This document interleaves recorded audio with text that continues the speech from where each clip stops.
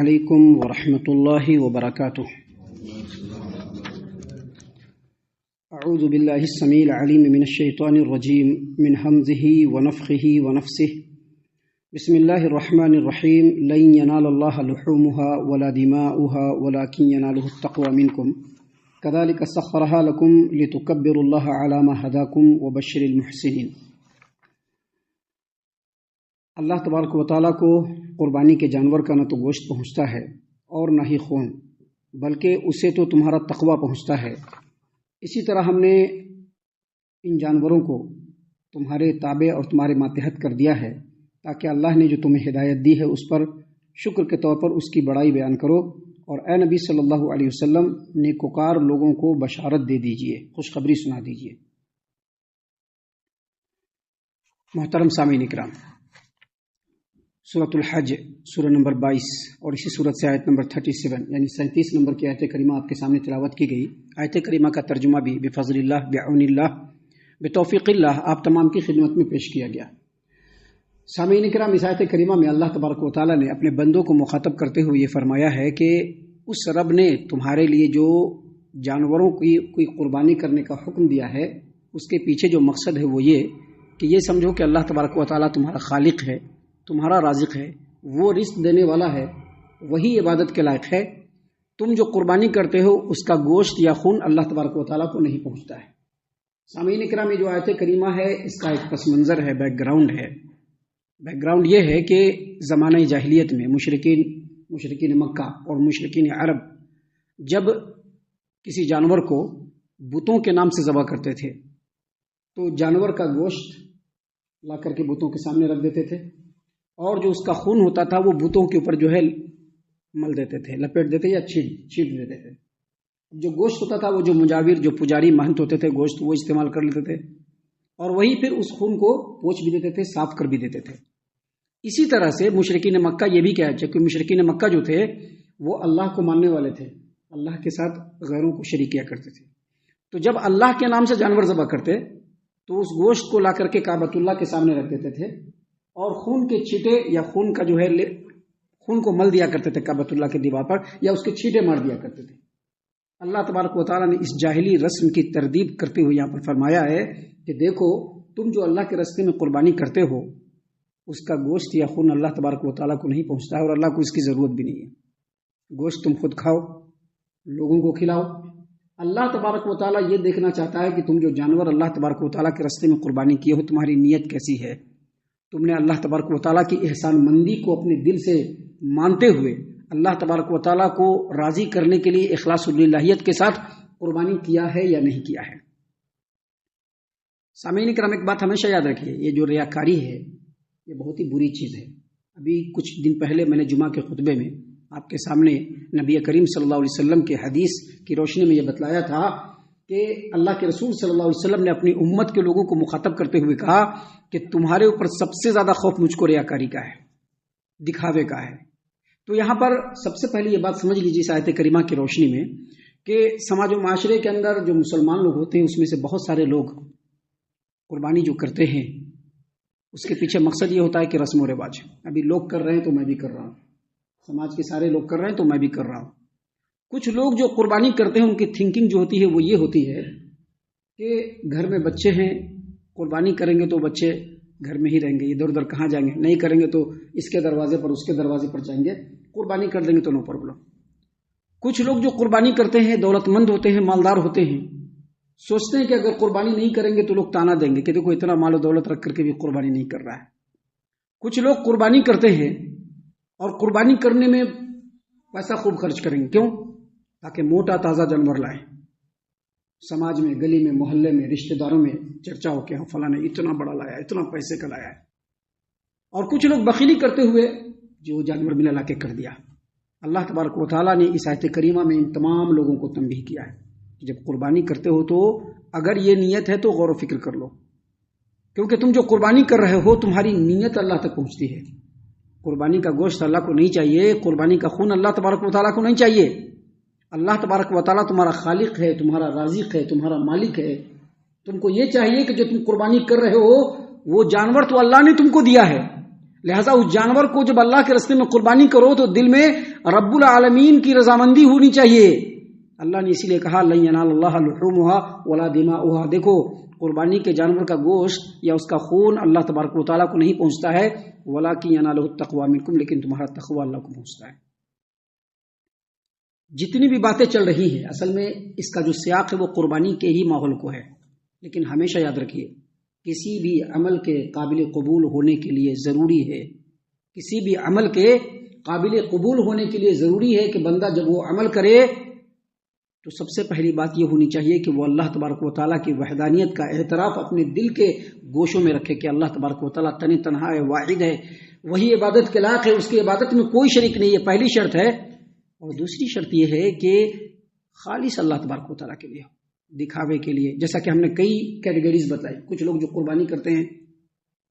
تو سوچتے ہیں کہ لوگ کر رہے ہیں، اب کچھ لوگ نماز بھی پڑھتے ہیں، سب لوگ نماز پڑھنے ہیں تو ہم بھی آ رہے ہیں، ہوتا ہے کہ نہیں ہوتا ہے؟ کچھ لوگ نماز پڑھتے ہیں کہ دکھاوا کرے کہ ہاں لوگ کہے کہ آپ بڑا نمازی ہے، کچھ لوگ نماز پڑھتے ہیں اس کے پیچھے کچھ خاص مقاصد ہوتے ہیں۔ اسی طرح سے جو دوسری عبادتیں ہیں ان تمام عبادتوں کے اندر یہ تمام اصول کار فرما ہے۔ اگر اللہ تبارک و تعالیٰ کی رضامندی کو سامنے رکھ کر کے ہم کوئی عمل کریں گے تو یقیناً اللہ تبارک و تعالیٰ اس سے راضی ہوگا،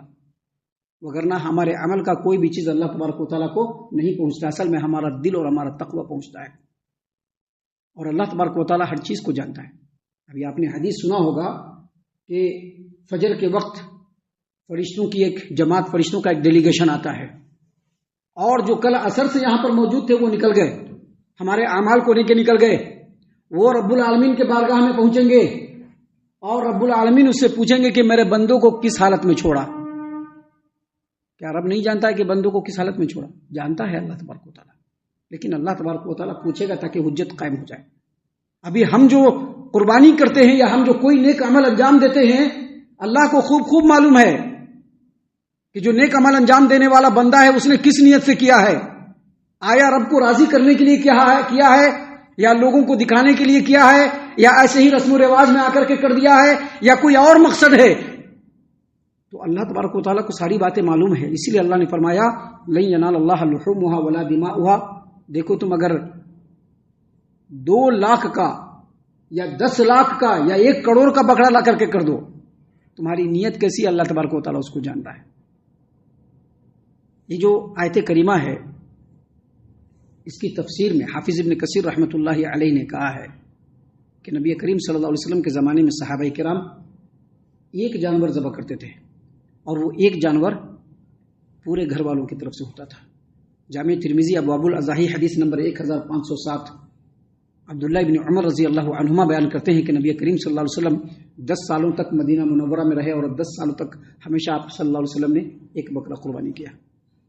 اور اسی طرح سے جامع ترمذی ابواب الاضاحی حدیث نمبر 1505 پہ عبداللہ ابن ابو ایوب انصاری رضی اللہ عنہ کی روایت ہے کہ نبی کریم صلی اللہ علیہ وسلم کے زمانے میں آدمی ایک جانور اپنے اور اپنے اہل و عیال کی طرف سے قربانی کرتا، خود بھی کھاتا، لوگوں کو کھلاتا، یہاں تک کہ فخر کا معاملہ آ گیا اور لوگ فخر کرنے لگے۔ تو سامعین کرام، یہاں پر ان حدیثوں سے یہ بتلانا مقصود ہے کہ اگر اخلاص اور للہیت کے ساتھ ایک جانور بھی اللہ کے راستے میں قربانی کرے گا تو اللہ اس کو قبول فرمائے گا۔ لیکن اس کا مطلب یہ نہیں کہ اگر کسی کو اللہ نے دیا ہے وہ 4 کر رہا ہے تو نہ کرے، لیکن دل کے اندر ریاکاری نہیں ہونی چاہیے۔ 4 نہیں تو وہ 10 کر لے، لیکن دل کے اندر ریاکاری نہیں ہونی چاہیے۔ جہاں کسی بھی عمل کے اندر ریاکاری آ گئی تو سمجھ لے کہ جو وہ عمل انجام دے رہا ہے وہ عمل اخلاص کے ساتھ رب العالمین کے بارگاہ میں پہنچے گا، تبھی جا کر کے اس پر اجر و ثواب ہے۔ اس لیے ہمارے رب نے فرمایا لن ینال اللہ لحومها ولا دماؤها۔ دیکھو لوگو، اللہ تبارک و تعالیٰ کو تمہارے قربانی کے جانور کا نہ تو گوشت پہنچتا ہے، ولا دماؤها، اور نہ ہی خون، ولکن ینالہ التقوی منکم، لیکن جو تمہارے دل کے اندر ہے وہ اللہ کو ضرور پہنچتا ہے۔ اگر تقوی ہے تو وہ پہنچے گا، اگر تقوی نہیں ہوگا تو اللہ تبارک و تعالیٰ وہیں پر اس کو رد کر دے گا۔ اور آگے اللہ تبارک و تعالیٰ نے فرمایا کذالک سخرھا لکم لتکبروا اللہ علی ما ھداکم وبشر المحسنین۔ ہم نے اے لوگو ان جانوروں کو تمہارے ماتحت میں کر دیا ہے، تمہارے تابع کر دیا ہے، تاکہ اللہ نے جو تمہیں راہ دکھائی ہے اس پر شکریہ کے طور پر اس کی بڑائی بیان کرو۔ اس آیت کریمہ کے اس ٹکڑے کا مطلب یہ ہے کہ جب انسان اپنے جانور کو بائیں پہلو قبلہ رخ کر کے لٹا دے اور جب اس پر چھری چلائے تو سب سے پہلے پڑھے اللہم لک اللہم منکا ولکا تقبل منی، یہ اللہ کا شکر ہے کیونکہ تو نے اللہ جو دیا ہے تیری طرف سے، میرا کچھ بھی نہیں ہے۔ ابھی لوگ 20-25 یا 10 یا 5 بکرے لے آتے ہیں تو ان کے دل میں کبھی کہیں سے بھی یہ خیال گزر گیا کہ میں اتنا کمانے والا ہوں، میں 5 کر رہا ہوں، بس وہیں سے اس کا کھیل ختم ہو گیا۔ ایک جانور کی قربانی کرے تو بھی، 2 جانور کی قربانی کرے تو بھی، 4 جانور کی قربانی کرے تو بھی، جب اس جانور کو بائیں پہلو قبلہ رخ لٹا کر کے جب اس پر چھری پھیرے تو دل کے اندر یہی خیال ہونا چاہیے، اللہم ان ھذا منکا ولکا تقبل منی، اللہ یہ تیری طرف سے ہے اور تیرے لیے ہے، میرا کچھ بھی نہیں ہے، اللہ میری طرف سے اس کو قبول فرما لے۔ یہ اللہ تبارک و تعالیٰ نے جو راہ دکھایا ہے، جو ہدایت کی ہے، اس میں اللہ تبارک و تعالیٰ کی بڑائی اور بزرگی اور اللہ تبارک و تعالیٰ خالق و مالک ہے، رازق ہے، یہ چیز دل میں رکھتے ہوئے یہ دعا پڑھے اور پھر اس کے بعد کہے بسم اللہ اللہ اکبر۔ یہاں پر اللہ تبارک و تعالیٰ کی بڑائی اور بزرگی بیان ہو گئی، اس لیے جب بھی کوئی جانور ذبح کرے تو کہے بسم اللہ اللہ اکبر۔ یہی اللہ تبارک و تعالیٰ نے فرمایا کہ ان جانوروں کو اللہ نے تمہارے تابع کیا ہے، اگر اللہ تمہارے تابع نہیں کرتا تو کیا تم جانور ذبح کر سکتے تھے؟ نہیں کر سکتے تھے۔ اللہ نے تمہارے تابع کیا تبھی تو تم، شیر کو اللہ نے ہمارے تابع کیا نہیں کیا؟ ہم شیر کو پکڑ سکتے ہیں؟ نہیں پکڑ سکتے ہیں، ہمارے تابع نہیں کیا اللہ نے، لیکن چوپائے جانوروں کو اللہ نے ہمارے تابع کیا، اس کو جیسے چاہتے ہیں ہم نچاتے ہیں، چلاتے ہیں، جس طرح سے چاہتے ہیں رکھتے ہیں، اس کے بازو میں بیٹھ جاتے ہیں، اس کے پیٹھ پر سوار ہو جاتے ہیں، اس کے دودھ کو دوہ لیتے ہیں، اس کے اون کو کاٹ لیتے ہیں اور پھر جب وقت آتا ہے تو اس کو ذبح بھی کر دیتے ہیں۔ اللہ نے فرمایا اسی طرح سے اللہ تعالیٰ نے ان جانوروں کو تمہارے تابع کر دیا تاکہ اللہ نے جو ہدایت دی ہے اس پر تم اللہ تبارک و تعالیٰ کی بزرگی بیان کرو، اس کا شکر ادا کرو، اور آگے مزید کہا اللہ تبارک و تعالیٰ نے وبشر المحسنین، اور اللہ کے رسول صلی اللہ علیہ وسلم یہ جو نیکی کرنے والے لوگ ہیں، جو اخلاص کے ساتھ نیکی کرتے ہیں، ایسے لوگوں کو آپ خوشخبری سنا دیجئے کہ ان نیکیوں کے بدلے میں اللہ تبارک و تعالیٰ نے ان کو آخرت میں بیش بہا نعمتوں کو ان کے لیے تیار کر کے رکھا ہے۔ ہم اللہ سے دعا کرتے ہیں کہ اللہ تعالیٰ ہم تمام کو ان باتوں کے اوپر خوب غور و فکر اور تدبر کرنے کے ساتھ ساتھ ان باتوں کے اوپر عمل کرنے کی بھی توفیق عنایت فرمائے، آمین۔ اللہ تعالیٰ ہم تمام کو صحیح معنوں میں پکا سچا مومن مسلمان بنائے، اللہ اور اس کے رسول صلی اللہ علیہ وسلم کی اطاعت و فرما برداری کرنے والا بنائے، صحابہ کرام رضی اللہ عنہم کے طریقے پر چلنے والا بنائے، جنت الفردوس میں جگہ عطا فرمائے۔ اے اللہ ہم تمام کو جہنم سے پناہ دے، اے رب العالمین ہم تمام کو جہنم سے پناہ دے، اے مالک الملک ہم تمام کو جہنم سے پناہ دے، آمین یا رب العالمین۔ وما علینا الا البلاغ المبین۔ تبارك الذي نزل الفرقان على عبده ليكون للعالمين نذيرا